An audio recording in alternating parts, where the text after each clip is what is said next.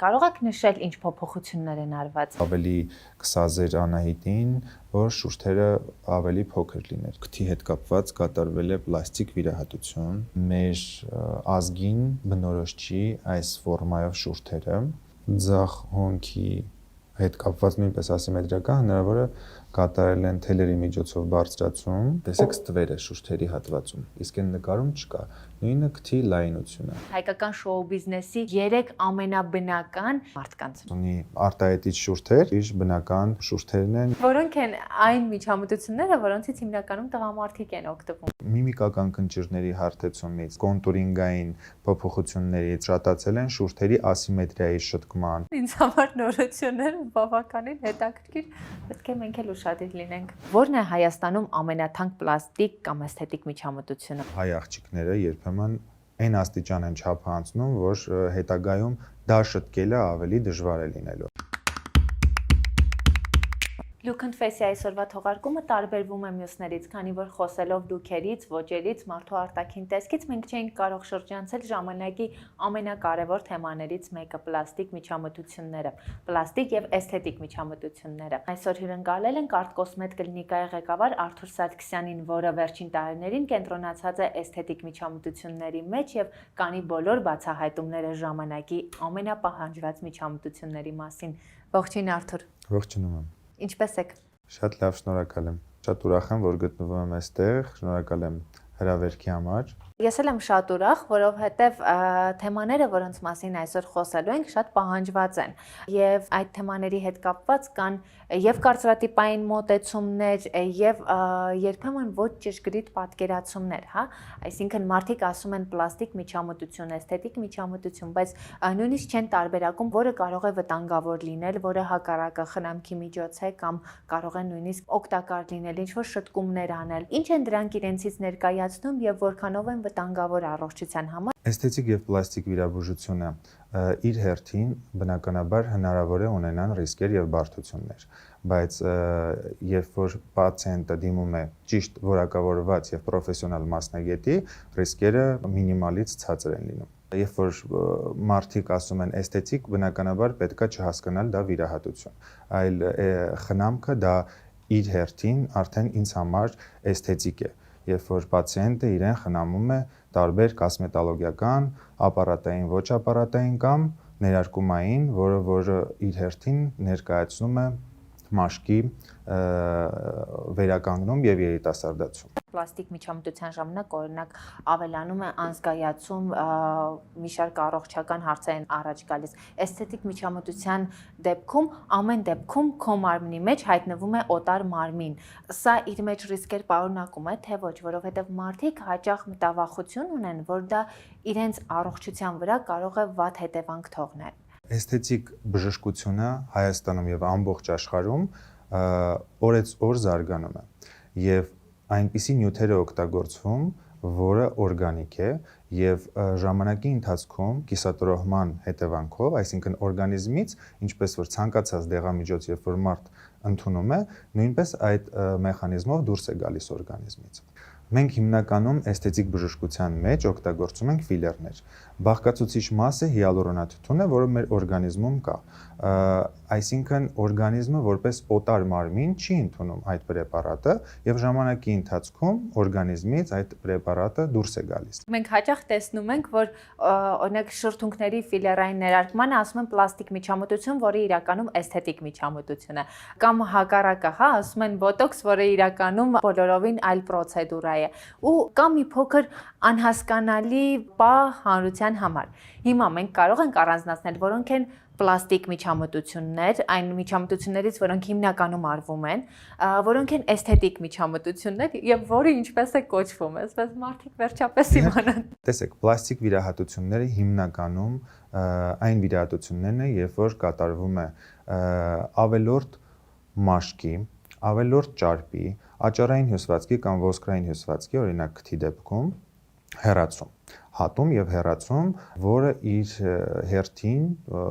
բնականաբար ծավալային փոփոխություններ ենք ստանում եւ արդեն տեսքի բավական մեծ փոփոխություններ։ Հիմնականում կատարվում է ընդհանուր անզգայացմամբ, երբեմն կախված վիրահատության ծավալից կարող է նաև տեղային անզգայացմամբ կատարվել, օրինակ ականջների պլաստիկ վիրահատությունները կամ վերին եւ ստորին կոպերի վիրահատությունները։ Իսկ էսթետիկի դեպքում, տեսեք, մենք նույն քթի ֆորմայի փոփոխությունը կարող ենք ստանալ ֆիլերների միջոցով։ Իրանք խտությամբ շուրթերի ֆիլերներից ավելի խիտ են, որպեսզի ֆորման կարողանան ավելի երկար եւ ճիշտ պահպանեն։ Բայց տեսքի առումով երբեմն այնպես մոտ է լինում վերջնական արդյունքը, որ կարող է չտարբերեք որն է վիրահատված եւ որը ընդամենը ճիշտ ֆիլերի ներարկման հետևանքով ստացված արդյունքը։ Շատերը պացիենտներից, երբ որ դիմում են, ասում են ցանկանում եմ շուրթերս բոտոքս անեմ։ Այսինքն չեն տարբերում բոտոքսը եւ ֆիլերը։ Բոտուլինոթերապիան, ֆիլերները, մեզոթերապիան, լիպոլիտիկները, դրանք բոլորը էսթետիկ միջամտություններ են։ Հիմնականում բոլորը կատարվում են ներարկումային միջոցով։ Մենք կարողանում ենք ստանալ միմիկական կնճիռների հարթեցում, միջհոնքային, ճակատի, աչքերի շուրջ, դա բոտուլինոթերապիան է։ Ինքը ազդում է մկանների վրա եւ ժամանակավորապես եւ մասնակի բլոկադայի հաշվին վերացնում է միմիկական կնճիռները։ Իսկ ֆիլերները իրենց տարբեր խտություններով մաշկի նյութափոխանակության վրա ազդելով սնուցում են մաշկը, իսկ ավելի խիտ պրեպարատները ֆիլերներից արդեն կոնտուրինգային պլաստիկա է, այսինքն ձեր նշած այտեր, քիթ, շուրթեր եւ կզակի ընդգծում կամ փոփոխություն։ Տեսեք, պլաստիկ միջամտությունները մի կողմից գալիս են երիտասարդացնելու մարդկանց եւ պայքարելու տարիքի դեմ, հաճախ կարող ենք ազատվել օրինակ կնճիռներից, չունենալ այն կոմպլեքսները, որոնք տարիքի հետ ձևավորվում են մարդկանց մոտ, հատկապես կանայք շատ անհաշտ են լինում, հա, իրենց արտաքին փոփոխությունների հետ, բայց մյուս կողմից կարծես ջնջեն այն տարիները, որոնք մարդիկ ունեն, որովհետև յուրաքանչյուր կնճիռ մի պատմություն է։ Հետաքրքիր է, ինքներդ ինչ վերաբերմունք ունեք այն երևույթին, որ մարդիկ այսպես փորձում են փոխել իրենց ամբողջապես։ Պարտադիր չէ երբեք կատարել պլաստիկ վիրահատություններ։ Մարդիկ կան, որոնց ես ողջունում եմ նաև, ովքեր ասում են ինձ այսպես թեքված քիթը դուր է գալիս։ Դա իր իզյումինկան է։ Կոնսուլտացիայի ժամանակ ես աշխատում եմ իմ կողմից ինչ որ նկատած կնճիռները, դեֆեկտները, ասիմետրիաները չնշել։ Ինչի, որովհետև նկատել են, որ հաճախորդները կարող է հաջորդ այցերի ժամանակ արդեն կոմպլեքսավորված, հայլու դիմաց ավելի այսպես խորը նայած գալիս են եւ ցանկանում են փոփոխություն կատարել։ Այսինքն ես ուզում եմ իմ խոսքով չազդել իրանց կոմպլեքսների վրա, ավելի խորացնել։ Դրա համար առաջինը հարցնում եմ ինչա ձեզ անհանգստացնում։ Նայելով մեր շուրջը փողոցում քայլելուց շատ եմ նկատում, որ ես որպես արդեն պրոֆեսիոնալ աչքով դիտում եմ միշտ եւ նկատում եմ, որ բոլորը գրեթե ինչ որ միջամտություն կատարել են։ Շատ հաճելի է, երբ որ իրենք հենց չափը չեն անցնում, դա ավելի բնական ու ավելի էսթետիկ է նայվում, ու բոլոր մարդկանց խորհուրդ կտամ, որ միշտ չափը պահպանեն եւ իրենց հենց սեփական դիմագծերի փոփոխության վրա այդքան չազդեն, այլ ընդհանրապես ընդգծեն եւ ավելի գեղեցիկ կլինի։ Իդեալական աշխատանքը այն է, երբ որ շրջապատում նկատում են տվյալ մարդու մոտ դրական փոփոխություն, բայց չեն հասկանում խնդիրը ինչումն է, ինչ փոփոխություն է կատարել։ Որն է այդ չափը, որովհետև հաճախ մենք նայում ենք մեր շուրջը, մի կողմից տեսնում ենք նույն դեմքերը, մենք ունենք այդ օրինակը, երբ մարդկանց ուղղակի չես տարբերում, որովհետև ստեղծվել են նույն դեմքերը։ Եվ մյուս կողմից, երբ օրինակ նայում են, որ ինչ որ մեկը ընդգծել է այդ օսկրերը, գնում են ծայրահեղացված են ընդգծում այդ օսկրերը, մեկ ուրիշը անցնում է շրթունքների ծավալը մեծացնելու չափը, երրորդը այնպես է ներարկումներ անում բոտոքսի, որ իր ճակատը ընդհանրապես չի շարժվում, ոչ մի միմիկա չի լինում, այսինքն ամեն ինչ կորում է, չորրորդն էլ այդ ամեն ինչը միաժամանակ է անում։ Այ որտեղ է այդ չափը։ Այդ adekvatության չափը կախված է երկու ֆակտորներից՝ եւ պացիենտից եւ բժշկից։ Եթե պացիենտը չի հասկանում որն է սահմանը, ապա այդ դեպքում պետք է օգնության հասնի բժիշկը։ Այդ ձեզ Ձեզ մոտ եղել են դեպքեր, երբ Իհարկե։ ինչ որ մեկը գա եւ չանեք Շատ են միջամտություն։ եղել եւ այդպիսի մարդկանց հետ պետք է մասնագետները բավական հոգեբանորեն ճիշտ կոնսուլտացիա կատարեն եւ բացատրեն, որ սա ձեր սեփական եւ դիմագծերն են, որը որ սիրուն է, երբ որ պահպանում եք։ Կան շատ աղջիկներ եւ կանայք, որ ցանկանում են հենց իրանց ուզած ձևով ստացվի արդյունքը վերջնական եւ պահանջում են բժիշկներից, որ ես տալիս եմ ձեզ գումար, դուք պարտադիր պետքա կատարեք այս միջամտությունները, այս ծավալով, որ ստանանք այս տեսքը։ Բժշկի կատարած աշխատանքը միայն ներարկումը չի, միայն ճիշտ տեխնիկայով կատարելը չի, այլ նաեւ որ պրոպորցիաները դիմագծերի ճիշտ գնահատի եւ ստանա այն տեսքը, որը չի փոփոխի մարդու դիմագծերը։ Ինքս շատ շատերին կանգնացնում եմ ինչ որ մի կետում եւ բացատրում եմ մանրակրկիտ ինչու այսպես չէ, այլ այս չափով կամ ընդհանրապես չէ, որովհետեւ ինձ հաճելի չի լինի, երբ որ իր շրջապատում հարցնեն, վայ, ես ինչ վուլգար է, էսով ասենց արել ու իմ անունը տան, քանի որ ես միշտ փորձում եմ աշխատել բնականին մոտ եւ դա է իմ համար էսթետիկ ճիշտ փոփոխությունը։ Մի աղջիկ դիմել էր ինձ շուրթերի ծավալի մեծացման համար ֆիլերի միջոցով եւ ցույց էր տալիս մի նկար, մի այլ աղջկա նկար, որ ցանկանում էր այդ տիպի լինի ֆորմա շուրթերի։ Այս սա է հենց խնդիրը, որ մարդիկ ցանկանում են մեկը մյուսին նմանվել։ Դա չպետք է լինի։ Դու պետք է հասկանաս քեզ ինչպես կսազի եւ դա բժիշկը պետք է ճիշտ ուղղորդի։ Բնականաբար ինքը ուներ սիրուն շուրթեր եւ ես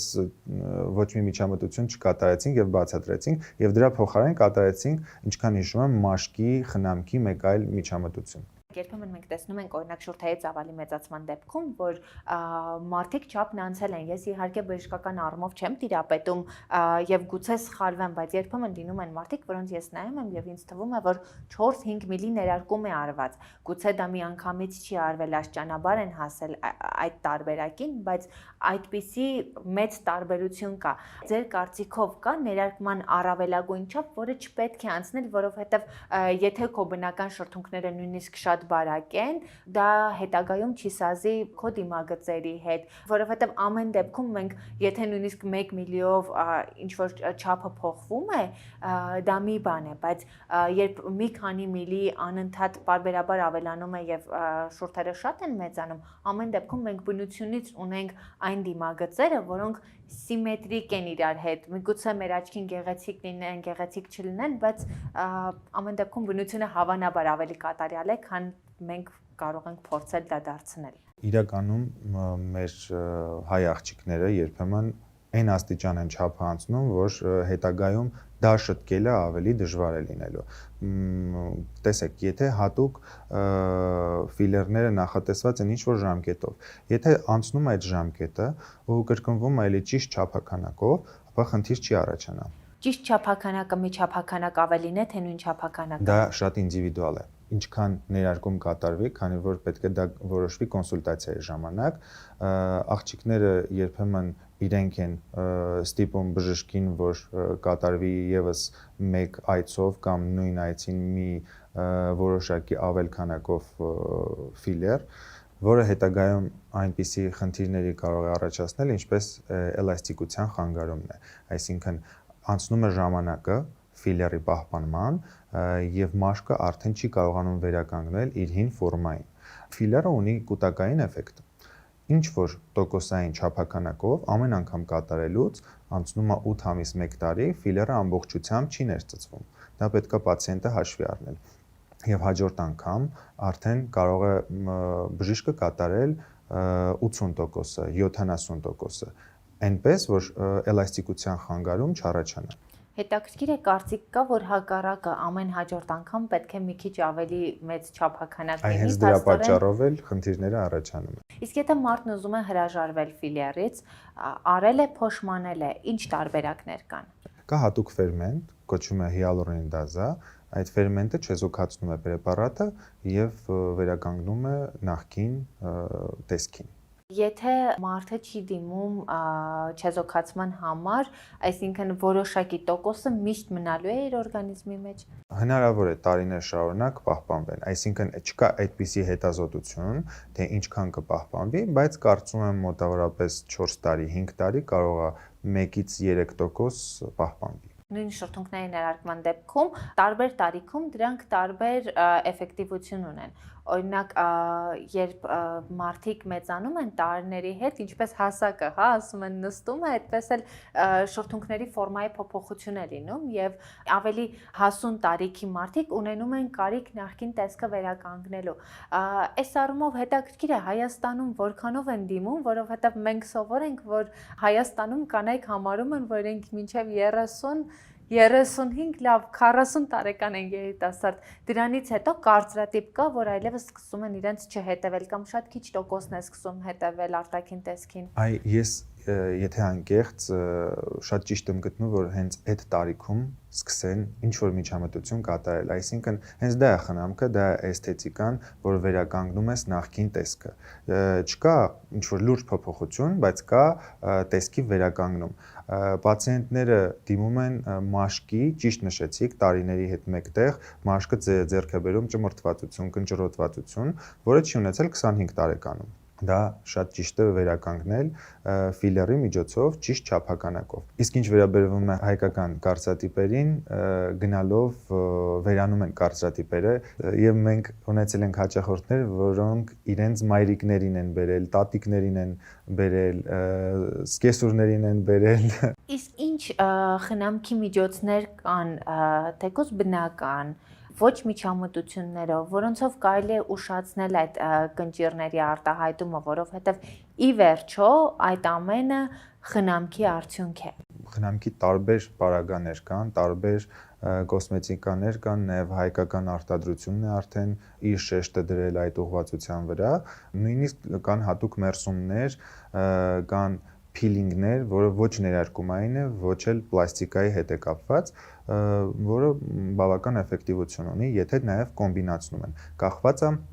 թե պացիենտը որ տարիքում է դիմում տվյալ միջամտություններին, ինչքան ժամանակ է դիմել։ Այսինքն, եթե խնդիրը շատ է խորացել, միայն այդ միջամտություններով, այդ խնամքով տվյալ դեֆեկտները անհնարին են վերացնել։ Եթե ընթացիկ կատարվում է, ապա դա միանշանակ իր էֆեկտիվությունը կունենա։ Հաճախորդներ կան, որ ասում են, այ օրինակ ունեմ այսպիսի կնճիռներ, բայց դեռ մտածում եմ շուտ է։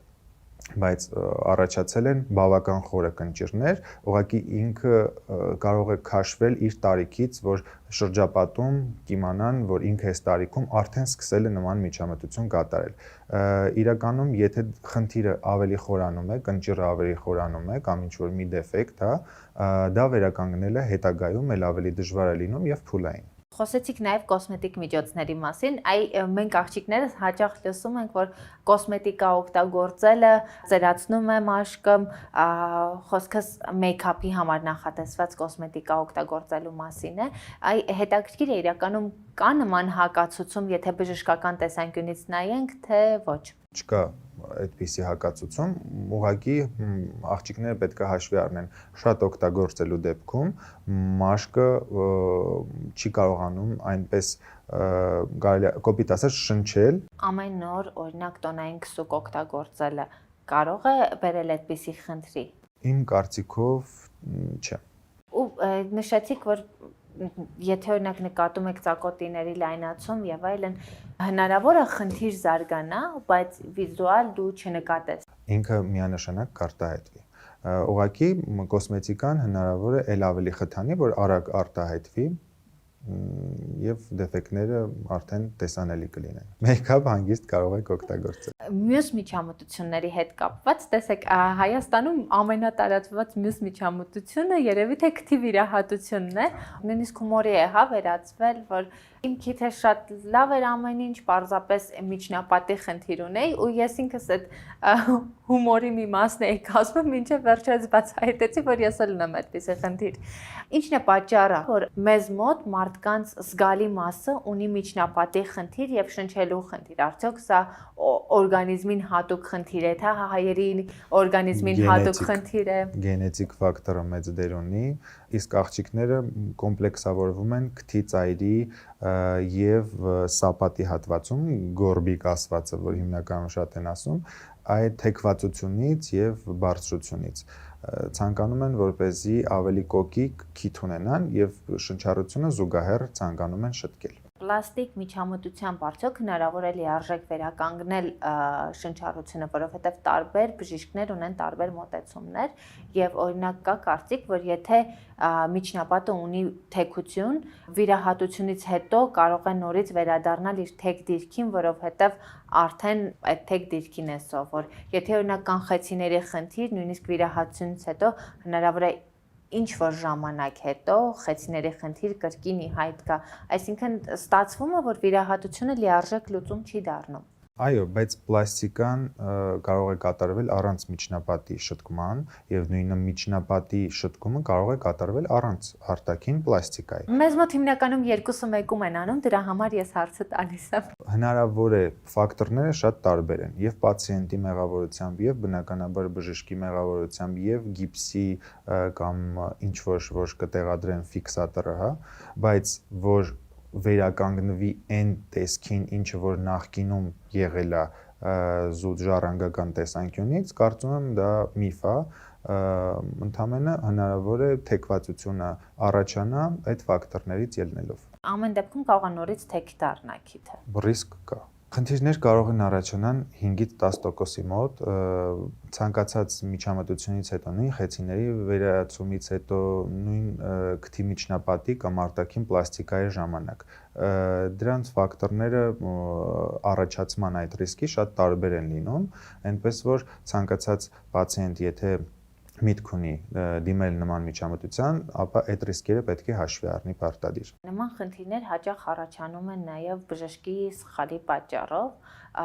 Իհարկե դեպքերը տարբեր են, կարող է հենց մարդը, որը վիրահատության է ենթարկվել, ինքը ճիշտ չհետևի կանոններին, կարող է բժշկական սխալ լինել, բայց ես Հայաստանում չեմ հիշում որևէ դեպք, երբ որևէ մեկը պատասխանատվության ենթարկված լինի ստեղծված առողջական խնդրի համար։ Ոլորտում այսօր շատ տարբեր մարդիկ են գործունեություն ծավալում եւ ինչ որ առումով լավ բժիշկների արած գործը ստվերվում է վատ բժիշկների արած գործի արդյունքում։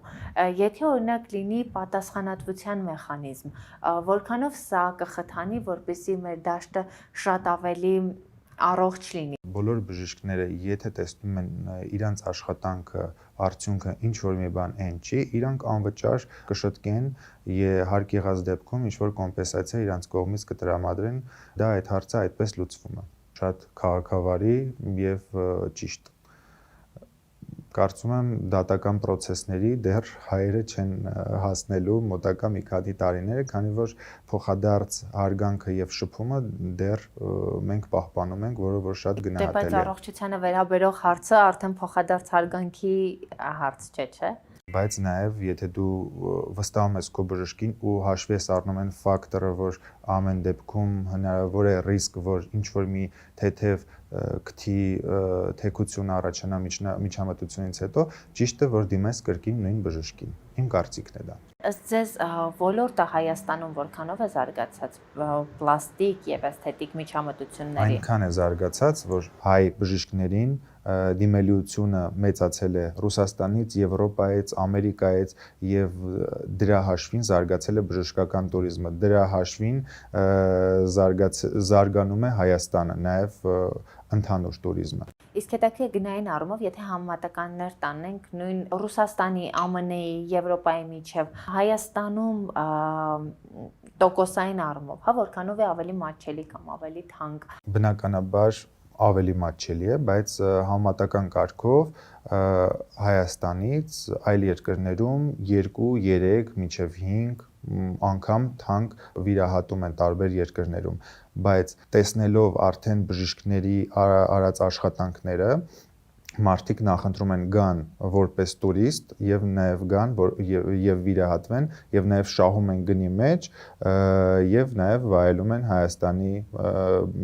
տեսարժան վայրերը։ Երբ օտարերկրացիներ են գալիս Հայաստան, նրանց համար գործում է նույն գնացուցակը ինչ հայաստանցիների համար, թե ոչ։ Օտար երկրյա հայ թե հենց այլազգի։ Եվ Ես իմ կարծիքը ասեմ, տարբերություն չեմ դնում ես թե որտեղից է եկել հայը։ Եթե ինքը հայ է, գինը իմ կարծիքով ճիշտ է որ պահել, իսկ այլազգիների համար բնականաբար այդ տարբերությունը բոլոր կլինիկաներում լինում է եւ իրանց դա ձեռք է տալիս ու պարտադիր չի որ ինչ որ պլաստիկ վիրահատություն կատարեն կամ էսթետիկ միջամտություն կատարեն որ դա դիտվի որպես խնամքի միջոց այնպես է զարգացել այս սֆերան որ կան հատուկ ապարատներ լազերային ապարատներ որոնք որ ապահովում են մաշկի խնամքը առանց միջամտության առանց կտրվածքի որը դա ձեռքբերումն է էսթետիկայի ոլորտում Հայաստանում այդ ծառայություններն արդեն հասանելի են։ Այո, հասանելի են։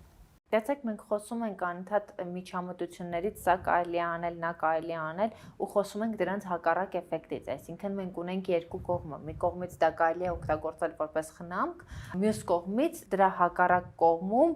արհեստական իրենց դեմքը կորցրած մարդիկ են։ Ավելի շատ մեզ օգուտ տվեց այս միջամտությունների արկայությունը, թե վնաս։ Եվ օգուտ, եւ վնաս։ Մարդկանց մի մասի մոտ կարող է այնպիսի տպավորություն լինել, որ իրանց այդ ծավալը չի բավականացրել։ Դա արդեն adekvatության պակասից է։ Իսկ մարդկանց մոտ ովքեր որ ճիշտ գնահատում են ինչ է իրենց պետք, իրանք պահում են նորմերը եւ հասարակության մեջ խնամքը եւ էսթետիկան ավելի ակնառու երևում է։ Մենք անդադ խոսում ենք կանայք այս միջամտությանն են ենթարկվում, կանայք այն միջամտությանն են ենթարկվում, բայց վերջին շրջանում նկատում ենք, որ տղամարդիկ էլ այնպես չէ, որ հետ են մնում, բավականին հետևում են իրենց արտաքին տեսքին, բայց միայն աղջիկների անունն է դուրս եկել, այն որոնք են այն միջամտությունները, որոնցից հիմնականում տղամարդիկ են օգտվում։ Տղամարդիկ օգտվում են կոսմետոլոգիական տարբեր ծառայություններից եւ ներարկումային եւ ոչ ներարկումային օգտվում են մազաթափության, շտկելու եւ վերականգնելու միջամտություններից եւ նաեւ միմիկական կնճիռների հարթեցումից, նաեւ կոնտուրինգային փոփոխություններից, այտերի, քթի, նաեւ դեպքեր կան եւ շատացել են շուրթերի ասիմետրիայի շտկման, դեպքեր ունենք այո, վթարից հետո երբ որ ինչ որ խնդիր է առաջանում սպի վերացման։ Այդպիսի դեպքեր շատ են եւ ես վստահ եմ, որ այդ կարծրատիպերը գնալով կոտրվելու են։ Շուրթերի եւ այտերի հետ կապված որ դիմում են ինձ համար նորությունները բավականին հետաքրքիր պետք է մենք էլ ուշադիր լինենք թե չէ անընդհատ ինչ որ խոսակցություններ կան որ աղջիկները իրենց վրա ամեն ինչ փոխում են եւ այլն բայց տղաները այսպես սուսիկ փուսիկ գալիս անում գնում են Ալեքսանդրիտային մազահեռացումը Ես ինքս սարքավորումից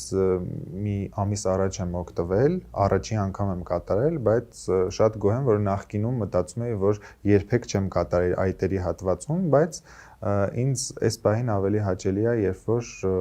այդ ավելորդ մազածածկույթը ամեն անգամ ես չեմ սափրում։ Այտերի հետ կապված դուք այտերի մազահեռացում նկատում եք կոնտուրինգային ծավալային փոփոխությունը, բայց ես իմ օրինակով ասեցի, թե ինչպես էի մտածում այն ժամանակ եւ ինչպես Դե օրինակ Ալեքսանդրիտի կիրառումը բավականին հիմա տարածված է նաեւ հենց տղաների շրջանում, բայց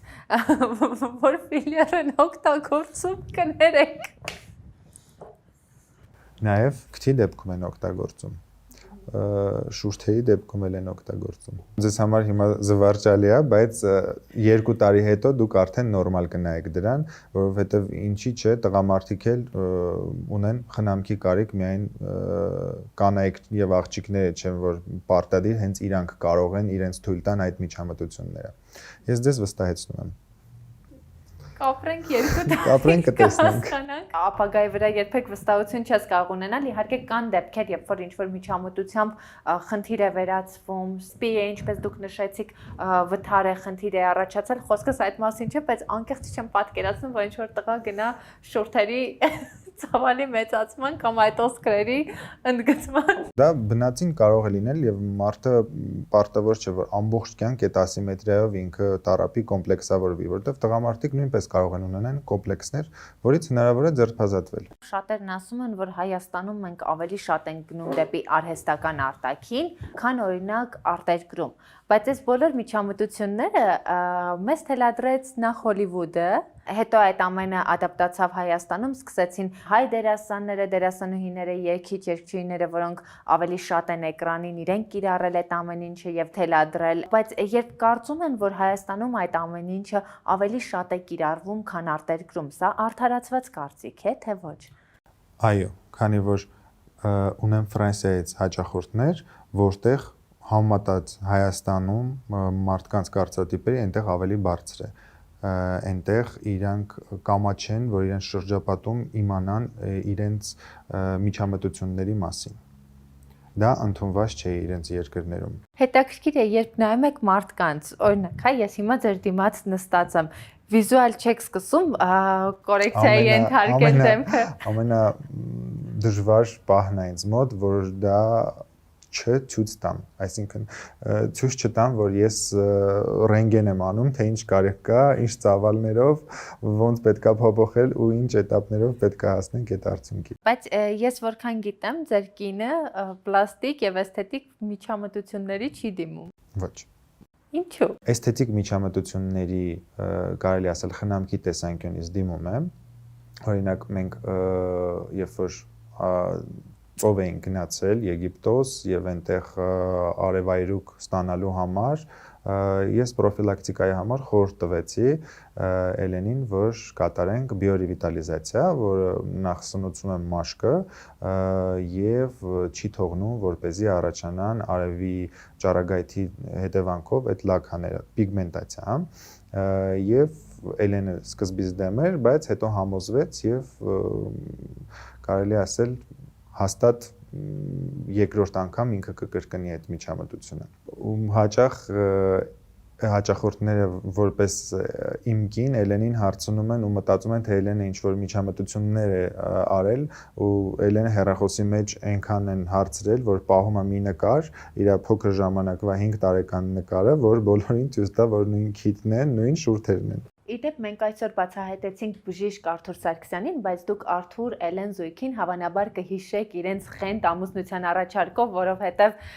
Արթուրը սարսափի հասցրեց Էլենին ԱԱԾ-ի հետապնդման պատմությամբ, հավանաբար տեսել եք տեսանյութը, քանի որ 700,000-ից ավելի դիտում ունի, եւ իրենց խենթ հարսանիքով, երբ հարսուփ հեսա իրենց վարած կաբրիոլետով շրջում էին ամբողջ քաղաքով եւ աժիոտաժ ստեղծում։ Շնորհակալ եմ շատ, հիմա ուզում եմ անցնենք մեր բլից հարցերի փուլին։ Որն է Հայաստանում ամենաթանկ պլաստիկ կամ էսթետիկ միջամտությունը։ Այս պահին գնալով դառնում է քթի վիրահատությունը 500,000 սահմանից մինչև 1,500,000 դրամ։ Նաև կրծքերի վիրահատությունը 1,000,000 եւ ավել։ Որն է ամենաէժան միջամտությունը։ Բլեֆարոպլաստիկան, այսինքն կոպերի վիրահատությունը եւ ականջների վիրահատությունը։ Ինչ արժի։ 200,000-ից բարձր։ Իսկ էսթետիկից բոտուլինոթերապիա, կնճիռների հարթեցումն է նույն ինքը, ճարպի չեզոքացում, կրկնակզակի վերացումն է, լիպոլիցիկներով աշխատանքը եւ բիորևիտալիզացիա, դա մաշկի խնամքն է։ Ինչ արժեն։ 13,000 դրամից լիպոլիցիկները, հա, սկսում են եւ մյուս միջամտությունները միջին ասված 25,000 դրամ։ Որն է Հայաստանում պլաստիկ կամ էսթետիկ այն միջամտությունը, որում հայերը չափնանցել են։ Կարծում եմ շուրթերը եւ քիթը։ Որն է այն միջամտությունը, որին ամենակիչն ենք դիմում։ Գրեթե բոլորը գնալով շատ են դիմում, բայց ամենակիչը կարծում եմ հետույքի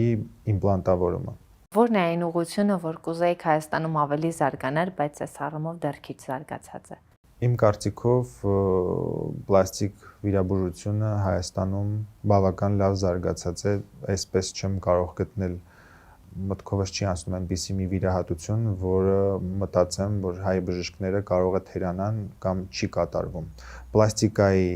ասպարեզում գրեթե ամեն ինչ կատարվում է եւ բարձր որակով։ Ինչ խորհուրդ կտաք այն աղջիկներին, որոնք պատրաստվում են ինչ-որ փոփոխության։ Նախ լավ մտածեն եւ լսեն բժշկի նաեւ կարծիքը, որովհետեւ շատ դեպքերում իրանք գալիս են իրենց կարծիքներով եւ պնդում են, որ անեն այնպես, ինչպես որ իրանք են ուզում, բայց հետո բողոքում են բժշկից,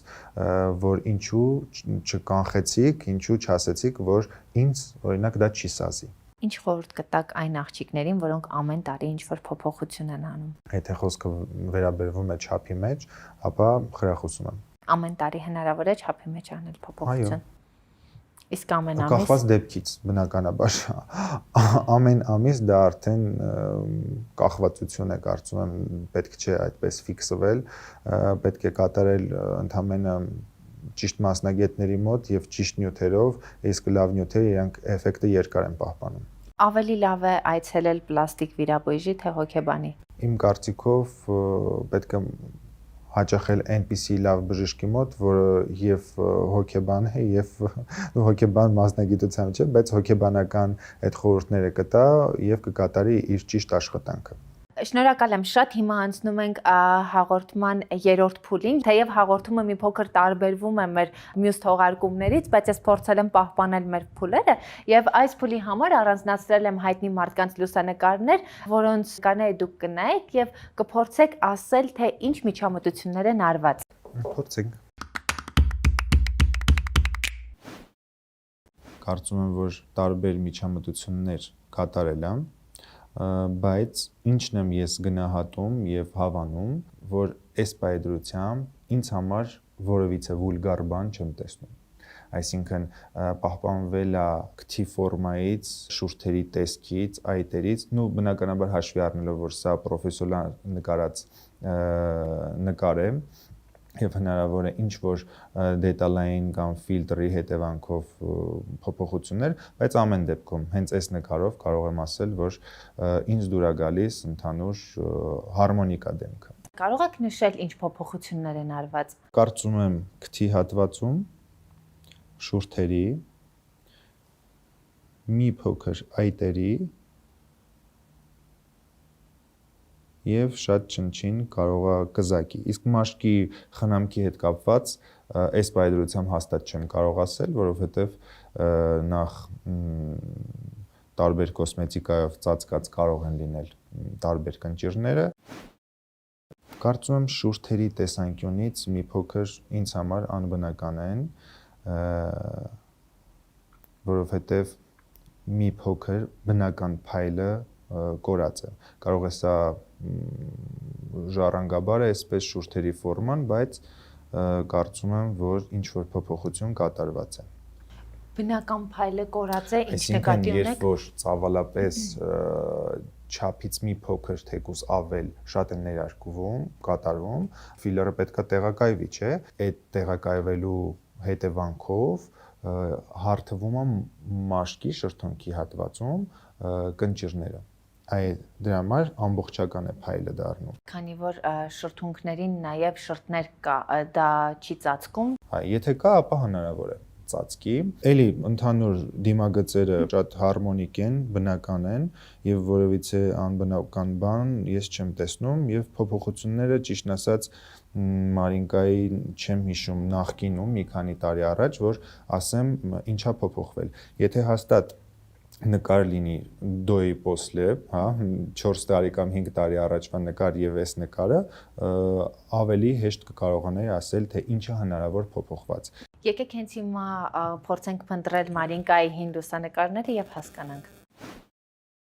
Դե այստեղ արդեն երևում է, որ շուրթերը ինչ որ փոփոխություն կատարվել է։ Հնարավոր է մի փոքր ստորին ծնոտի հետ կապված, այտերը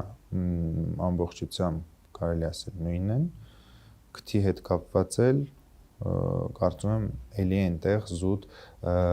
տանալնի կրեմի, այսինքն այդ մեյքափ արտիստների ինչ որ պրոֆեսիոնալ բանի գունային գամաների տարբերությամբ, չէ՞ որ այդտեղ սպիտակեցնում են, կողքից մքացնում են, դրա հաշվին ավելի կոկիկա ու նեղ է երևում, կարծում եմ դա է պատճառը, որ մի քիչ խաբուսիկ է։ Հայտերը, շուրթերը,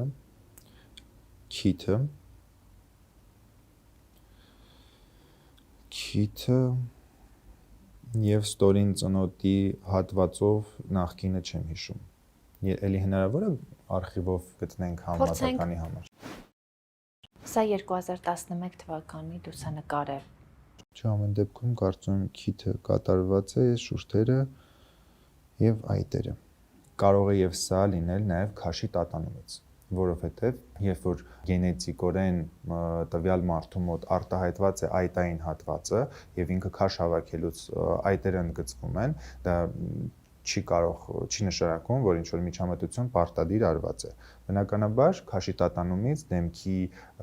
կոնտուրը նույնպես հնարավոր է փոխվել։ Քիթը, շուրթերը, այտային հատվածը եւ գզակի հատվածը։ Ես կարծում եմ, որ ավելի կսազեր Անահիտին, որ շուրթերը ավելի փոքր լիներ։ Իր դիմագծերի եւ որտեվ դա պետքա տեսնել այտերի լայնությամբ, հաշվի առնել քթի փոքրությունը։ Միգուցե գրքին արխիվից ինչ որ նկար գտնենք 10 տարի առաջվա նկարներից հնարավոր է մոտավորապես։ Փորձենք գտնել համացանցում։ Այստեղ պարզ երևում է, որ քթի հետ կապված կատարվել է պլաստիկ վիրահատություն։ Ինչքանով էլ որ ասում եմ պարզ նկարով էլի, համատական նույն նկարները, հնարավոր է շատ նուրբ կատարվել է վերին շրթունք, այսինքն շուրթերը, որովհետև այն նկարում էլ է երևում, որ շատ բնական տեսք ունի, այս նկարում էլ ուղղակի ինձ համար տարբերությունն է, որ թեթև ժպտալիս շուրթերը ավելի բարակ են այս հատվածում, իսկ այն նկարում ժպտալիս ատամնաշարը չի երևում։ Դա ուղղակի համատական կարգով երևում է, որ վերին շրթունքը համենայն դեպս մի փոքր փոփոխություն կատարված է։ Բայց կարծես թե շատ քիչ փոփոխություն արված։ Շատ նուրբ եւ շատ գեղեցիկ, այո։ Գզակի հետ կապված է մի փոքր մտածում ստորին ծնոտի, բայց դա էլ հարցականի տակ է։ Այտային հատվածը ամեն դեպքում Քրիստինե Պեպելյանի մոտ հենց բնական, արտահայտված եւ գեղեցիկ է։ Ես կարծում եմ, որ այս նկարում շուրթերը մի փոքր ավելի մեծ են, այսինքն մեր ազգին այդպես բնորոշ չի այս ֆորմայով շուրթերը, դրա հետ կապված մտածում եմ, որ կարող է եւ ինչ-որ մի փոփոխություն է կատարված կամ զուտ Photoshop-ի արդյունք է, որովհետեւ աղջիկները երբեմն Photoshop-ի միջոցով ստանում են այն նկարները, ինչը որ պատկերացնում են իրենց քսազի, բայց իրականում իրանք այդպես չեն։ Շատ է լինում այդպես։ Եվ եթե հնարավոր է էլի արխիվից ինչ-որ նկար փորձենք, բայց ընդհանուր առմամբ ասեմ, որ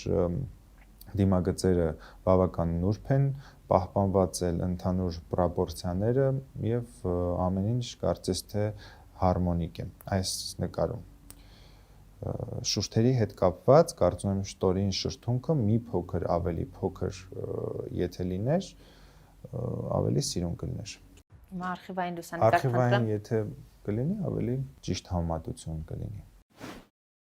Այս նկարում բնականաբար երևում է, որ շուրթերը Աննա Դովլաթյանի մոտ բնականից ծավալապես մեծ են։ Քիթիկի հետ կապված հնարավոր է, որ ինչ-որ փոփոխություն է արվել միայն քթի ծայրի հատվածում։ Այսինքն, եթե Photoshop չի այն նկարը, ապա փոփոխություն արվել է շուրթերի հետ։ Սոնա Ռուբենյանին նաև բնականից եմ տեսել, համերգի ժամանակ ավելի մոդիկից շփվել ենք եւ կարծում եմ էլի կրկին ոչ մի միջամտություն արված չի, հնարավոր է շատ նուրբ շուրթերի հետ ինչ որ փոփոխություն է արվել, էլի եթե նախքին նկարներից ինչ որ մի բան արխիվից գտնեք, հնարավոր է ավելի հստակ ասեմ։ Սա փորձենք գտնել։ Այստեղ նույնպես շուրթերը արտահայտի չեն, բնականի մեջ, կարծում եմ, որ մի վայրկյան։ Ամեն դեպքում այսպես ասեմ, մի 10% է հավանական, որ ինչ-որ բան կատարվել է, բայց եթե կատարվել է ու եթե Photoshop-ի արդյունք չի, ապա կրկին սազում է եւ շատ նուրբ է։ Ճիշտ ասած Իննա Խոջամիրյանին էլի պետքա տեսնենք արխիվից, որովհետեւ այսպես չեմ կարող ասել։ Չնայած քթի դեպքում երևում է, որ վիրահատված է, այստեղ զուտփոսությունների հետ կապված, անցումային առումով, շուրթերի հետ կապված կրկին հնարավոր է միջամտություն կատարվել է, բայց ամեն դեպքում կրկին չափը անցած վիճակում չի եւ էլի սազում է։ Արխիվային լուսանկար ցույց տամ։ Եթե դժվար չի։ Հա, շուրթերի նախ այս հատվածում եթե տեսնեք,